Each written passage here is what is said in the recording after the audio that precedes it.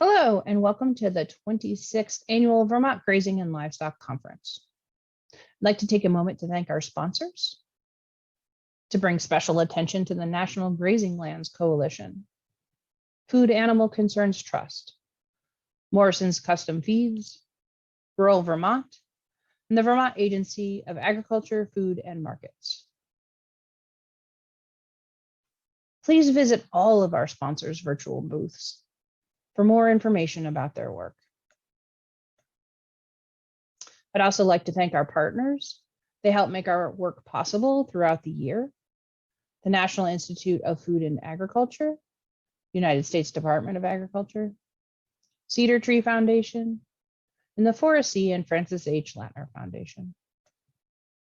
And now I'd like to talk a little bit about how to use Whova to improve your conference experience.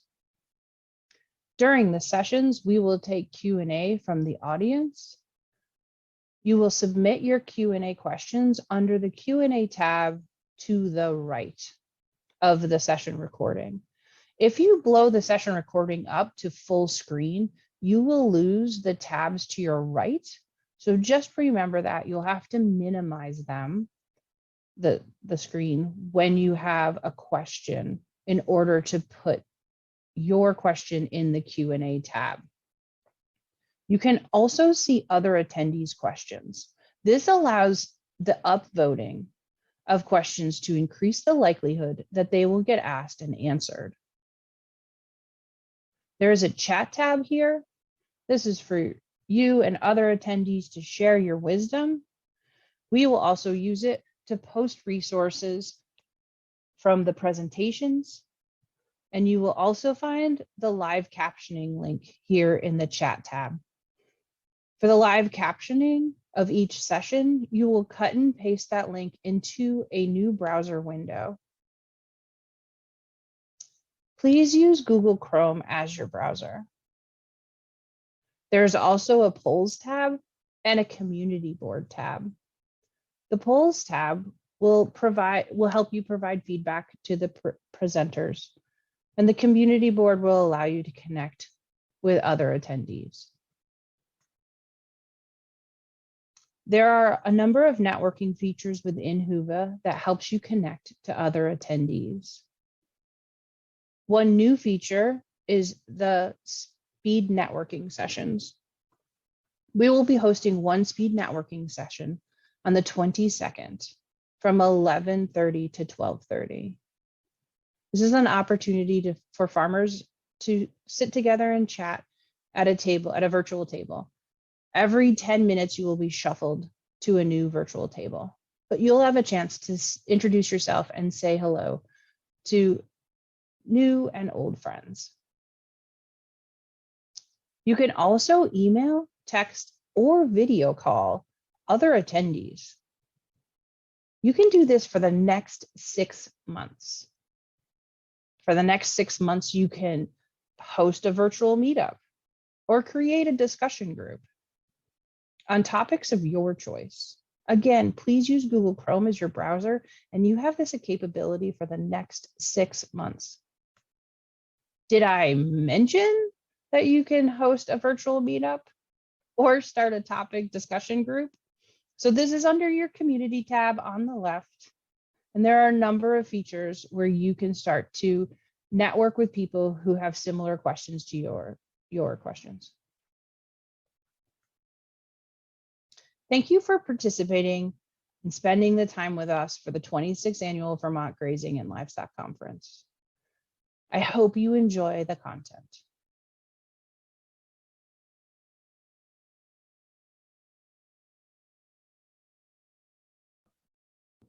Welcome to the third session in the second day of our Vermont Grazing and Livestock Conference. My name's Colleen Reed, and I'm here to introduce this session on farm management teams. We have Jake Jacobs and Josh Taylor here. They work for the University of Vermont's Agricultural Risk Management and Crop Insurance Education Program. And they're here to give us an update on how the farm management teams program has been going. So One reminder is that, again, if you open up your screen to full screen, when you have questions or would like to input something in the community chat, just exit out of the full screen and get back to that Whova menu. All right, so a little housekeeping there, but otherwise we are all set to go, Jake.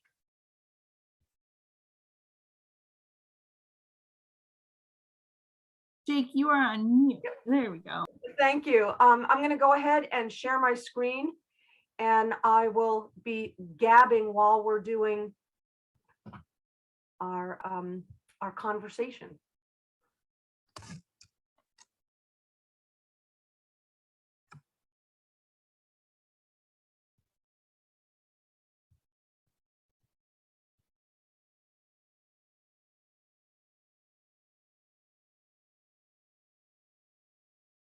Sorry, a little technical issue there.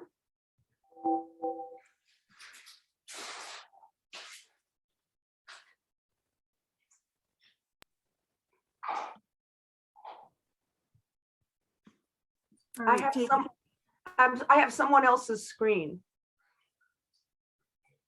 Okay.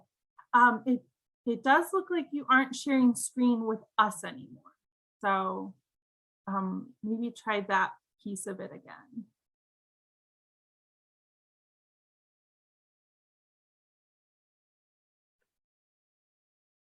If this is your screen, it's your screen, Colleen.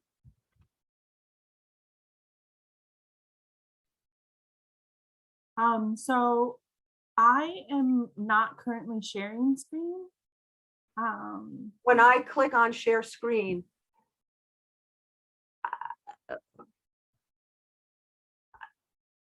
it's not my screen. Okay. Let's see. Let me try that again. Let me see if I can. Let's see if you can find that Okay. PowerPoint.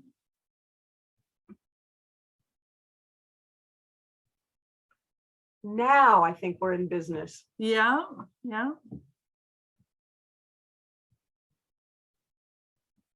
Okay, is that full screen now? It is now. We are Great. ready to roll. And for those of you who are listening, thank you for your patience. You would think we would have worked out all these little glitches after how many years of living on Zoom with the pandemic restrictions. My apologies, but we're ready to go. Last year, I had an opportunity to present information at the conference on the Farm Management Team Program. Although this program has been around for a while, we got new funding to continue it through this year again. So what I'm trying to do in our session today is give you a little bit of an update, let you know what some of the teams have been doing, and maybe give you some specific case studies so that you have an idea of the way these work actually on farms. My name is Jake Jacobs, and I'm the project director for UVM's Agricultural Risk Management and Crop Insurance Education Program. That lives in CDAE department, which is Community Development and Applied Economics.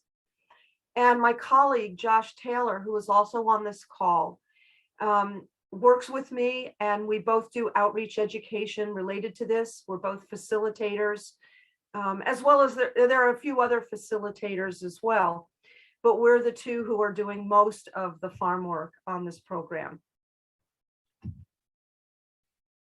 And just a little background, some years ago, and I'm talking about probably 15 years or so, there was a farm team program that was made available for dairy farmers. And I had an opportunity to be engaged as a facilitator on a number of those. And there was that kind of brain explosion moment thinking, this is a really practical way for any farmer to be able to utilize outside advisors as part of their team to do some decision making and some problem solving. And when we had an opportunity to get some funding to support this program for all farms, that's what we did. So the farm management team program is open not just to dairy producers anymore, but to any farm. Any kind of agricultural enterprise can contribute and be a part of it and apply and get the benefit. So a really quick recap. I know we covered this last year, but there may be some folks tuned in who are not familiar with this program. So what is a farm management team? In a nutshell, it's a group of advisors who work with a producer on various farm management issues, business planning, and problem solving. I look at it as the facilitator and the team are basically assistants to that farm owner manager to give them advice. They may do some ongoing consulting and work with the producer on a continuing basis. But when we gather for a team, it's a collaborative, collective effort. So first and foremost, the producers select their own team members. They're not necessarily assigned. The facilitator is going to help you come up with a slate of producers that are going to work for you based on what you have for your needs on your farm, the type of enterprise it is. And then input from those team members is going to help to provide some perspective, and where it's needed, they'll advise to help you set priorities and make whatever changes you're trying to make. Every team gets a trained facilitator to work with the management of that. They're going to be doing things like taking notes at the meetings. They're going to hold folks to deadlines. They're going to make contacts and set up the meetings. And the facilitator's job is not really to be engaged in the advising and consulting, but basically to make sure the business is conducted as the farm owner wants. So what kind of farms can benefit from a farm management team? Farms that receive recommendations or advice from outside sources. And you are likely already working with various service providers and consultants. Some of those individuals might be members of the team. But if you do work with outside resources, that would be a good farm for an FMT.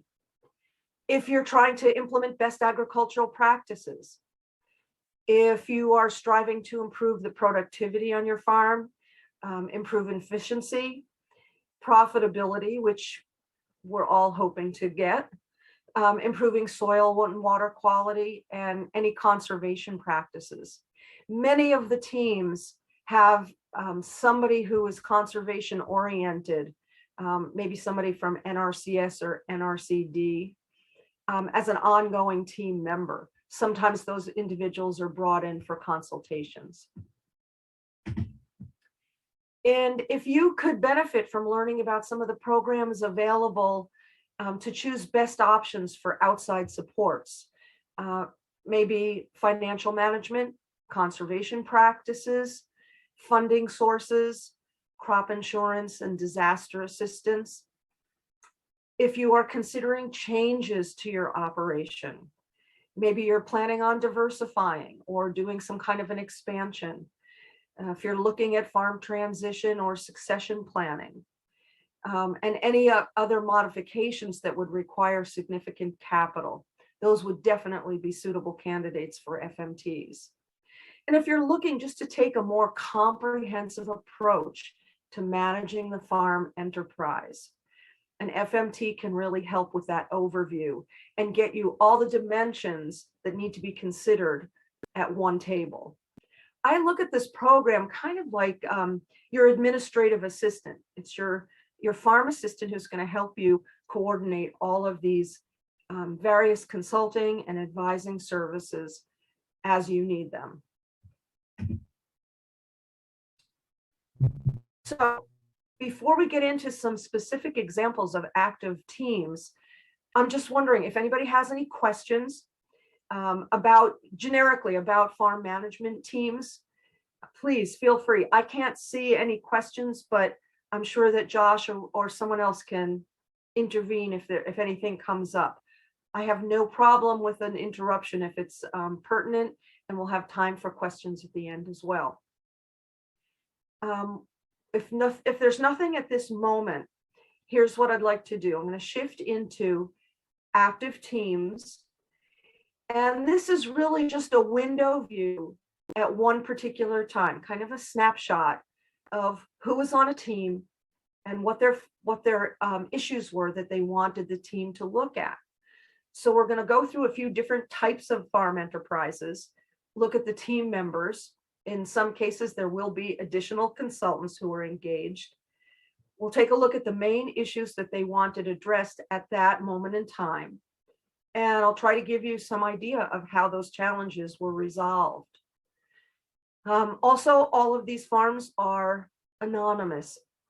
So you may in fact recognize some features of a particular farm or recognize something about a team, but I'm not sharing that intentionally. So the first one we're going to take a look at is a conventional dairy farm. The regular team consists of the farm family members, and there are 2 generations involved in running and operating and managing this farm. Their veterinarian, who does monthly herd checks, as well as obviously, if there are emergency services needed. There's a feed company nutritionist who provides input. A farm loan manager is also on the team, and their bookkeeper, who's dealing obviously with the day-to-day expenses and so on. And there's also an outside financial analysis consultant who's a member of the team as well. On certain projects, depending on what the needs have been, we've invited in some additional advisors to help. We've had an NRCD technical advisor to provide some input. An ag engineer was engaged for a period of time. There was a farm succession planning advisor and an attorney. So that kind of gives you the overview of who was engaged. And these were the 3 problems that we were dealing with at one snapshot, just one window of time. There was an ongoing problem with heel warts. So again, collectively, everybody at the same table, we got some veterinary recommendations. There was a need for some facility changes. And one of the things they did in changing the way the groups were maneuvering through the facility was adding a foot bath. And then the nutritionist also was able to make some changes specifically in the ration for heifers, so that hopefully these animals would mature and diminish the heel wart problem immediately. So it wouldn't be a problem ongoing as they grew. And that would have been a whole bunch of separate meetings for this farm manager if they had to try to solve that individually. But in one session and in a brief meeting in our management team, they were able to look at all those pieces and figure out a plan for how to deal with it. Another problem that we were dealing with at that time was cow grouping. Because they were making some facility changes, they had to change the way that they were grouping the cows throughout the lifetime of their lactations and dry periods. So they had to address the needs for bunk space, the number of stalls so that there was sufficient time and space for animals to have leisure time. And there was also an issue with waterer space. For those of you who hang around cows, they can be kind of territorial. So all of those issues had to be addressed.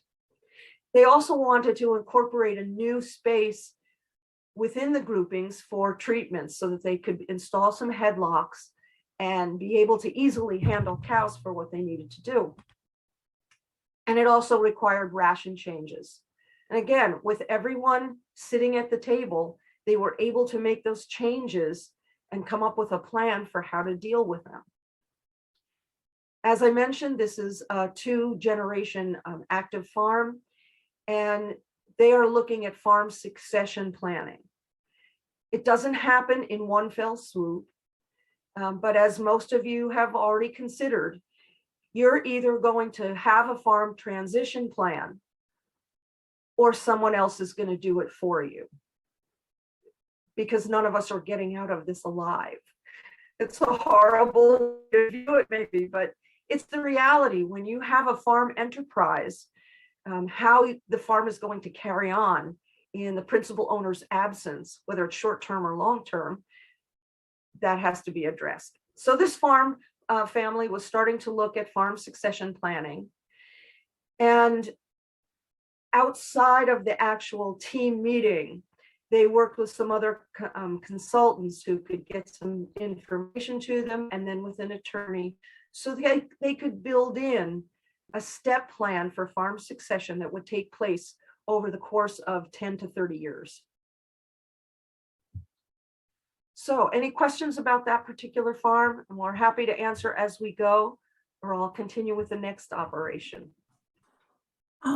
No questions about that particular farm, but maybe as we wait to see if any of those come in, we do have a question asking how much does this program cost and what is the duration of the team's work with a particular farm?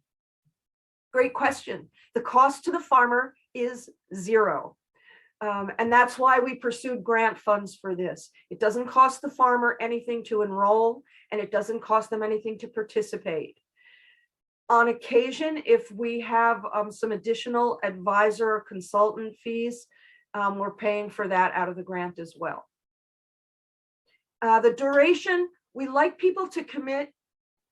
If they can, we would like them to commit for at least a year, because that gives them a full cycle of farm activities throughout the calendar year. It doesn't always happen that way. We have, and you'll see in a couple of the cases that are coming up, in some cases, the farm manager just has a particular issue that they want help with, and they touch in, and that's resolved, and they want to take care of it on their own, and the team does not continue to meet. And that's okay too. Thank you.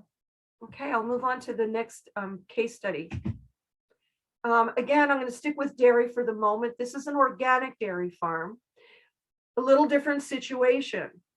And in this team, we had the farm owner, their veterinarian, again, who was making regular visits, but was also part of the farm management team. A forage specialist came on because, as you will see, one of the needs was relating to forage quality and quantity. A farm business advisor who could help with development of changes in a business plan, and an NRCD coordinator who helped coordinate some of the funding and work that was done to make some improvements in the forages. We also had consultations from a seed and fertilizer supplier because we were looking at making some enhancements in the land, and an attorney who was looking at some farm transition issues.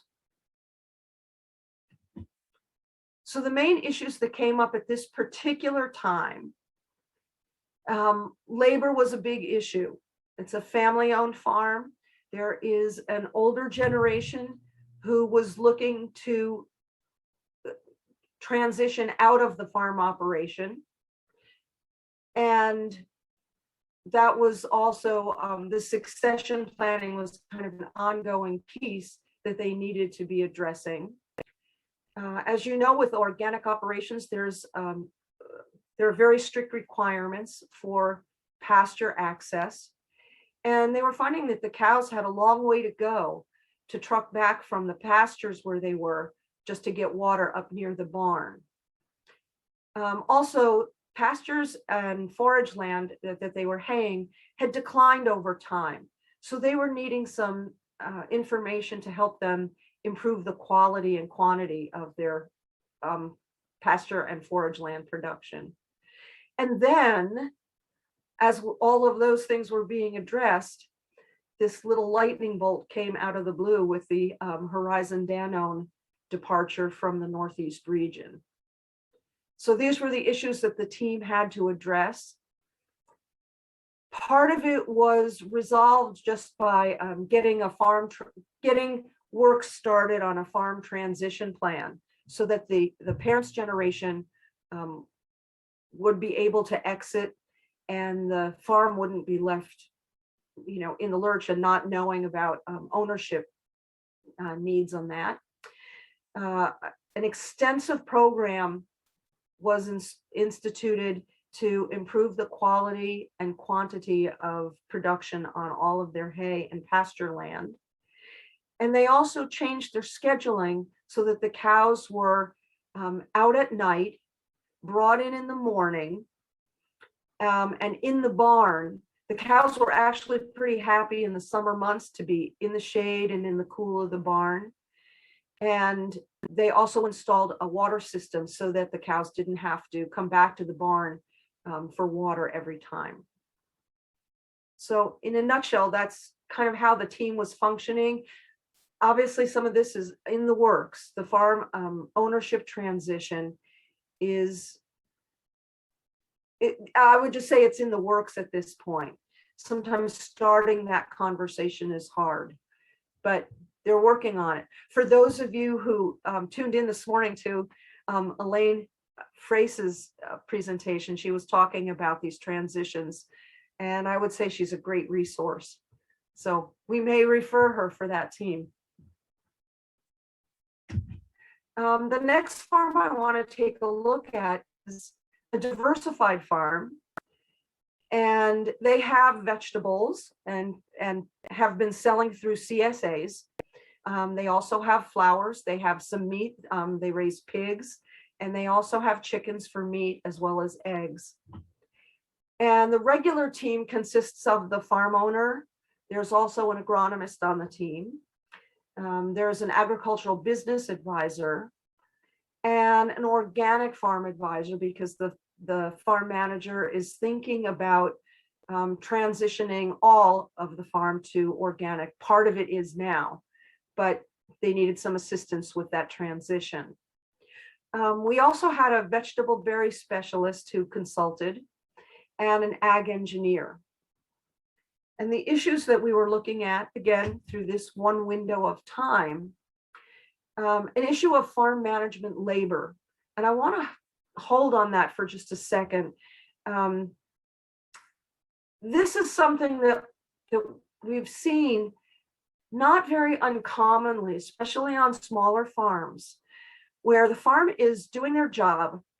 The person probably got into farming because they like farming. They like doing the production work. And they get to a certain point where they realize the issues related to farm management are taking up more and more of their field work time. When they would actually like to be out there planting and growing and doing whatever it is they need to do. And they're doing more with bookkeeping and marketing and employee supervision. And this is not an uncommon issue, again, particularly for smaller farms where they may not have a lot of employees as resources to help with that management. So again, this is a place where a farm management team can definitely intervene and help to a certain extent. The other issues going on include berries that were really needing some major rejuvenation, an irrigation system that needed to be expanded and enhanced.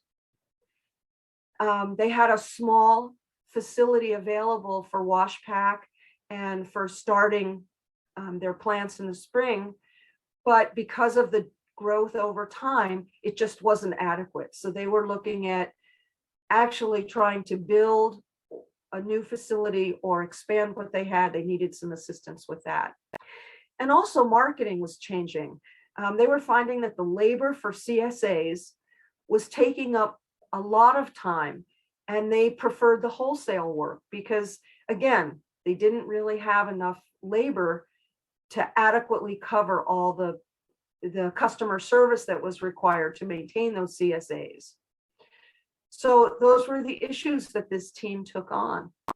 The berries have been refurbished. The irrigation system has been installed, and there's a new phase that will be starting this coming season. The wash pack facility and start facility is going to be installed into an older building that's being renovated instead of doing a new build. And there's gradually doing a shift, although they're still continuing with the CSAs. They are partnering more with other producers to provide other producers with some of what they grow and to fill out some of their CSA customer packages with product from other growers. Okay, this next one, this is an example of a farm team that was established. This was a couple of years ago, and it was basically a one in, one out. This is a small orchard, excuse me.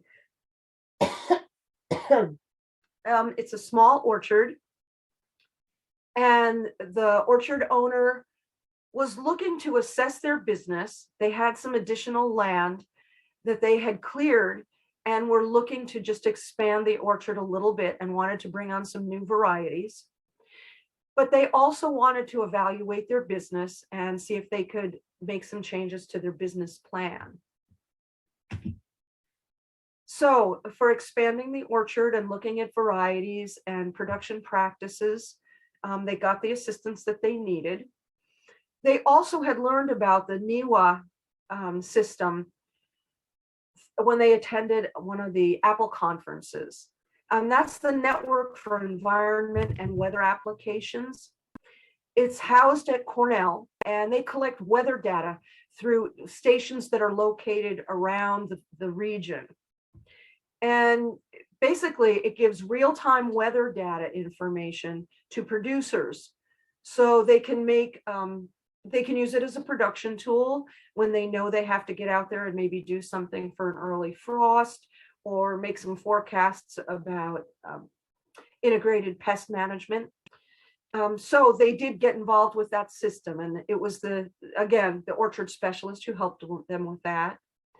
And then they worked with a farm business specialist who helped them do an assessment of their business, and they were able to update their business plan and use that to go to a funder so that they could change their financing.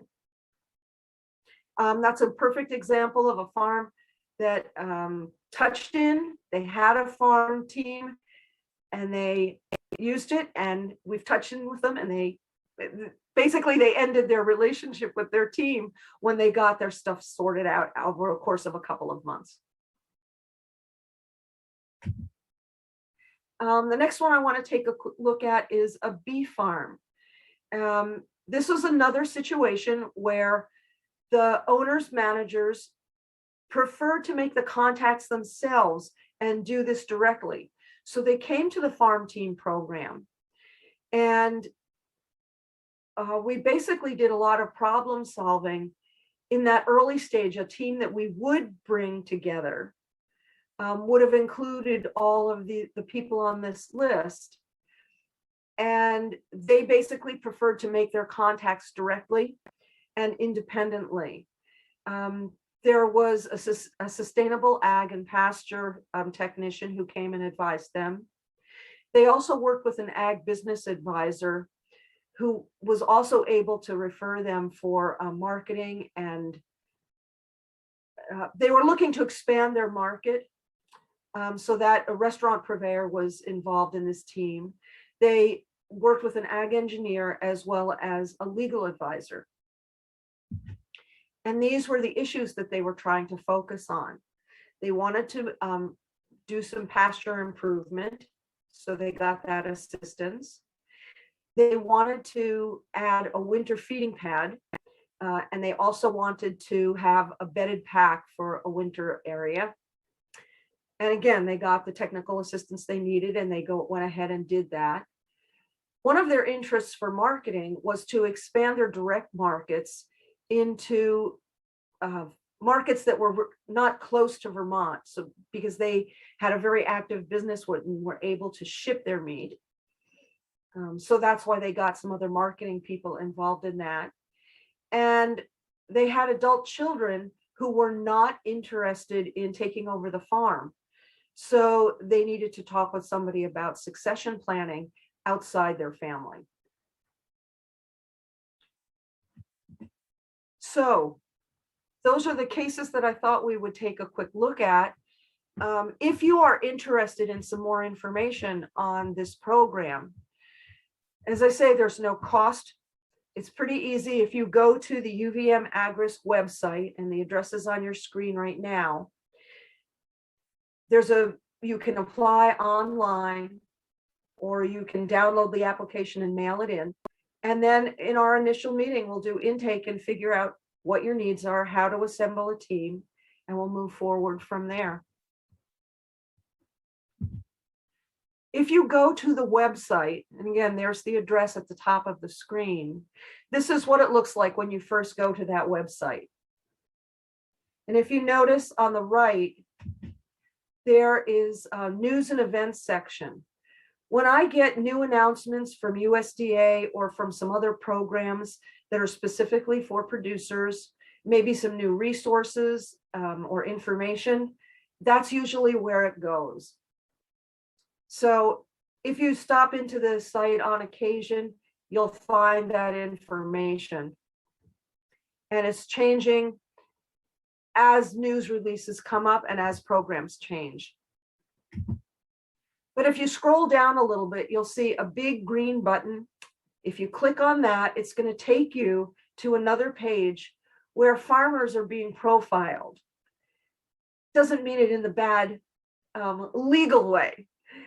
These are interview articles that basically feature farmers who tell us a little bit about their practices and how they're managing risk. And if you are interested, we would be more than happy to talk with you. Josh and I love to go out and visit farms and get this information and come up with articles that you get to approve before we post them. And basically, we're looking for 3 pieces of information. 1, you tell us about your farm enterprise. What do you do there? What do you produce? What are your commodities?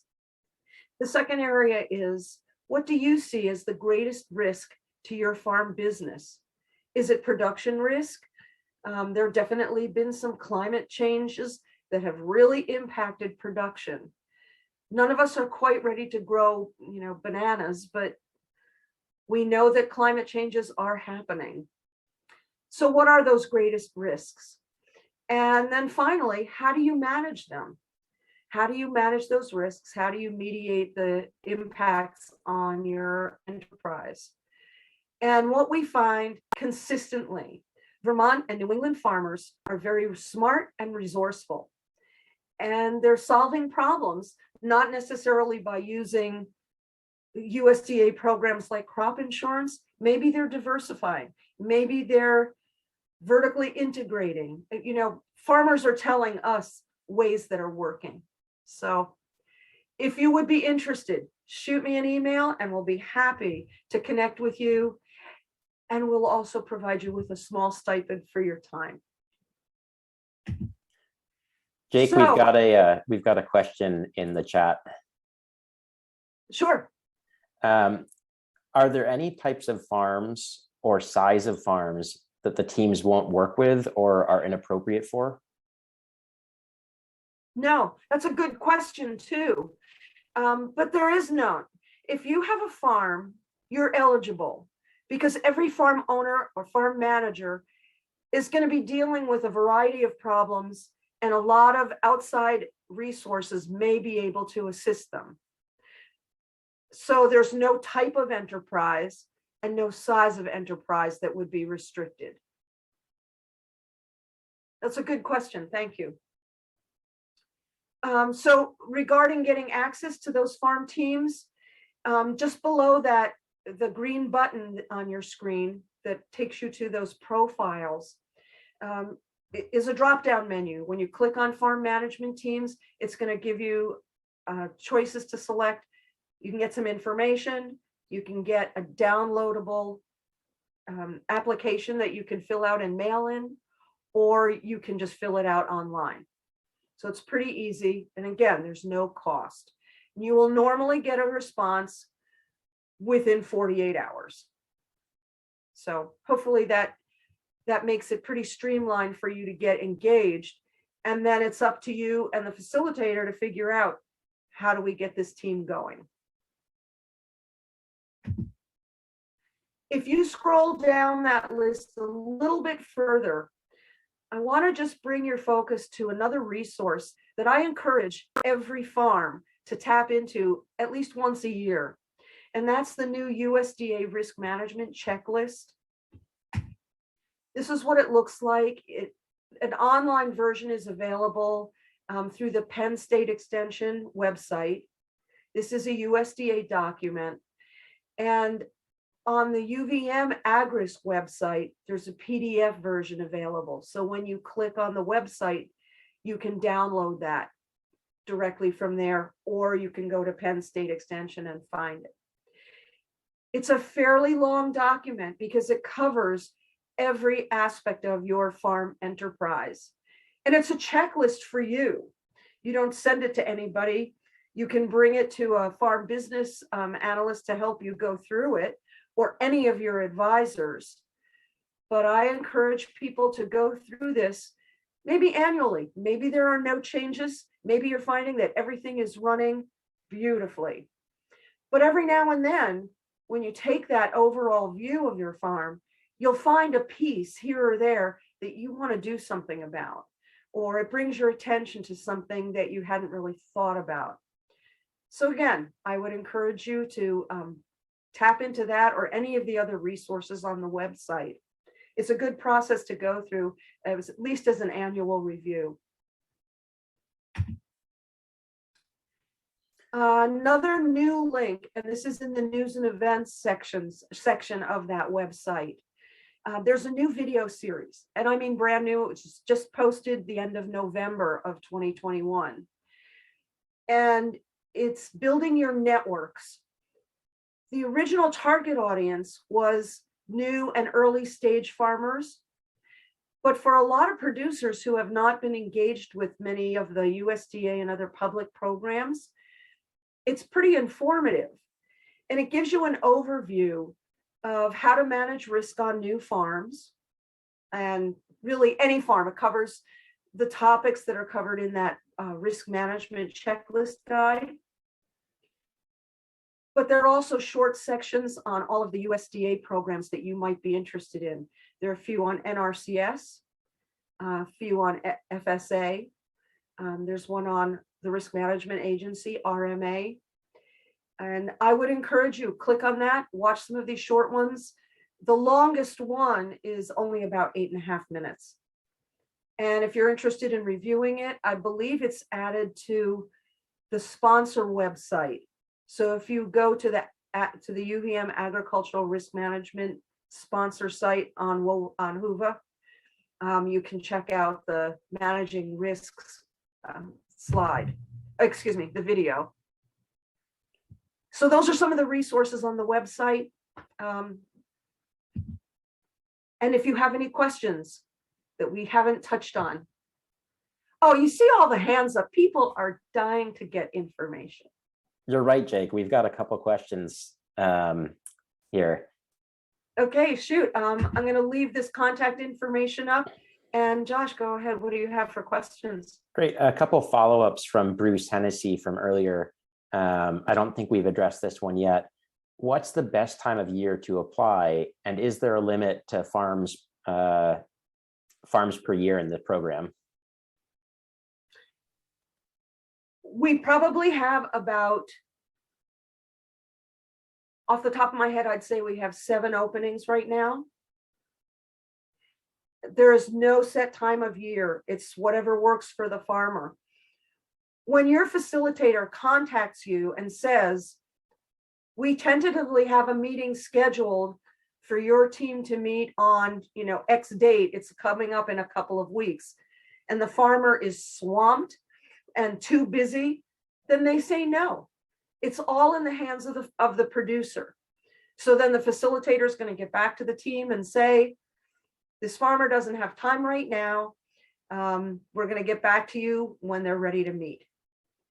Or we were supposed to meet in about, say, 3 months, and the farmer says, holy crow, this thing came up.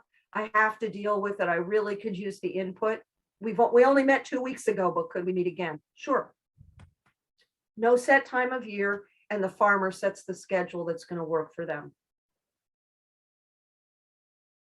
Great. And we have one more follow-up from Bruce. Bruce says, we would like to find ways to reduce our workman's comp insurance. Do you have advisors that assist with this? Yeah, and I would start, excuse me. It's the wood stove, I'm sorry. Yes, we do. And I would start with the UVM Extension Farm Business Program. They have some good advisors, but can also make some referrals to folks who can help specifically with that.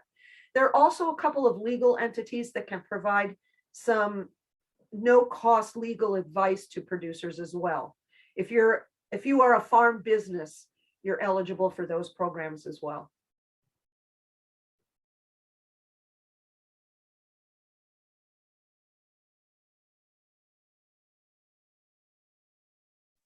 That's all the questions that we have in the chat right now. I encourage everyone to take advantage of our last few minutes here. If you have any more questions, please go ahead and ask. Before we do have a few minutes left, I would just like to, not to put you on the spot, Josh, but you have worked with a number of these farms, and you and I have had some conversations about some of the priorities. When we talk about the results and really the issues that farmers are dealing with, would you be able to speak to that? Are you comfortable with that? Just sharing some of the priorities that farmers have exposed as real needs, maybe relating to marketing and community and some of the COVID things that have come up. Sure. Yeah, I think, I think the farm management teams program is really great, as you've been describing, because it's so flexible and can really accommodate any needs of the farmer and their operation and their family. But I think some of the patterns we've been observing and the needs we've been hearing from the farmers is that they could use more social resources in terms of connecting with experts, their community, and other producers. And I think that's something that they both need. And it also is something that a lot of the farmers are sharing is one of their greatest strengths through challenging times, whether it's challenges brought on by COVID or isolation or just farming in general, is that social interconnectedness with their communities, with other farmers, with their suppliers, and other consultants. And I think that we've found and heard from our participating farmers that there's a sort of feedback loop where they're able to use FMTs to enhance their interconnectedness with their community and their consultants. And that's really helping them have greater resilience and probably having more energy to make it through some of the challenging times. So I think that's something that I wouldn't necessarily think of initially about what a farm management team can help with, but we're able to assist you with the sort of material and physical resources and expertise, but just the social interconnectedness and having those relationships is something that we also have been finding as a great benefit of FMTs, and that's what our farmers are sharing back with us as well. Thanks, Josh. I think you're spot on. One of the things that we know adds to farm resilience is having access to the community network. And farmers who are comfortable with other farmers, getting information, sometimes supporting one another with exchanges of services or supplies, these are critical. And not that I don't appreciate Whova and Zoom and all of these various platforms for virtual connections. I really miss the the face-to-face contact and being able to visit on farms more freely and to have our meetings in person when we have access to those social connections, because they're so critical and so important. Granted, it's 900 below zero today. Everybody's glad to be indoors for a meeting, but those community connections are important. We didn't realize, I think, as we were getting into diverse types of farms and doing FMTs with them, how important that piece would be. Well, thanks. If no one has any other additional questions, I'm going to direct you. Oh, I'm sorry. Go ahead, Josh. We've got another one that just came in from Aaron Knoll. Do you have experience with helping to guide small scale homesteads? That's a hard question because the FMT program is funded for commercial farmers. So if your homestead is not a commercial enterprise or developing into something that will be income producing, is not designed to be a profit farm, then it probably would not be eligible because that's not a commercial enterprise. But I would say, send me an email anyway, and we'll see if we can get you connected to some good resources. I'm finding that we have had applications and engagement from a number of new and early stage farms. And the need there is huge, because while they're trying to get their feet under them with their production and whatever their actual agricultural goal is, it's really hard to get all the other pieces aligned. And I think any starting farm is easily overwhelmed by all the things that go with farming, that have them away from the fields and away from the production work that they want to do, but they're required to do. And we found these to be really important connectors and management helpers for those early stage and beginning farms in particular. I think it's an adaptation for a management style.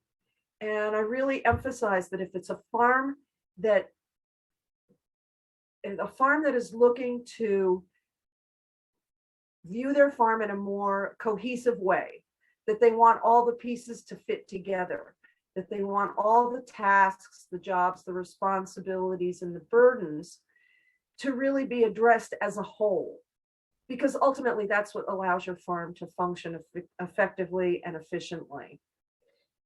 This is a management team style.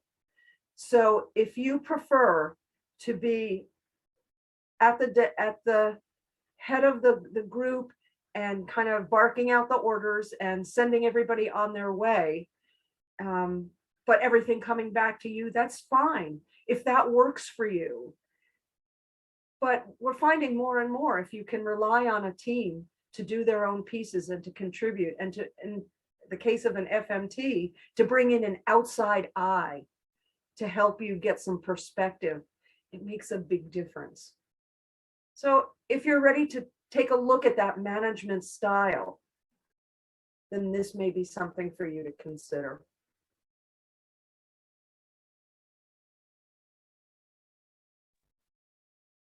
I think that's all the questions that I see in the chats.